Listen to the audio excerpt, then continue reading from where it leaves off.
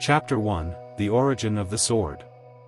The wind whistled through the trees as the ancient warrior, with scars attesting to his bravery and witnesses to his experience in countless battles, advanced through the dense forest.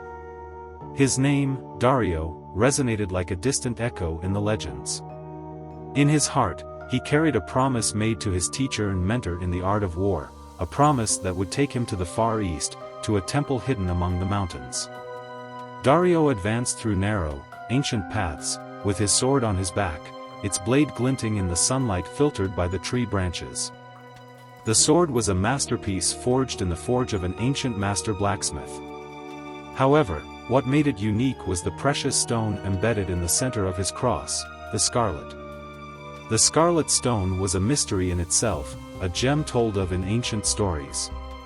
It was said to come from the depths of a sacred mountain, and its magical power had been forgotten for centuries. Only a few knew of her existence, and Darius had dedicated his life to finding her and delivering her to the only place where he could discover her true purpose, the Temple of Wizards and Sorcerers of the Far East. As Dario went deeper into the forest, strange events began to surround him. Dancing lights moved among the trees, and mysterious whispers filled the air. The land itself seemed to pulse with an ancient energy.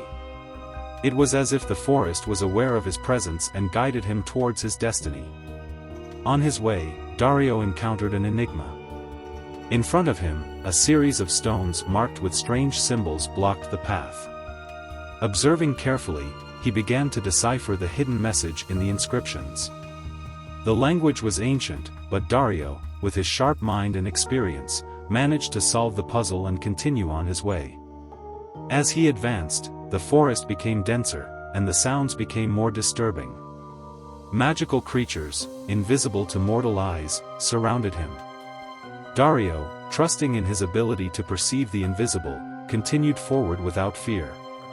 Finally, after days of travel, he arrived at the entrance to the temple hidden among the mountains. The doors opened silently before him, as if the temple was awaiting his arrival. Inside, a council of wizards and sorcerers received him solemnly. The leader of the council, an old man with a white beard and twinkling eyes, looked at Darius with reverence and respect. Without saying a word, the old man took the scarlet sword and began to perform an ancient ritual. The scarlet stone on the sword cross shone with dazzling light as it released the ancestral power from him. Dario felt a surge of energy run through his body, and knew that he had kept his promise. The Scarlet Sword, now imbued with ancient magical power, was in the hands of wizards and sorcerers, who would guard it and study its mysterious power.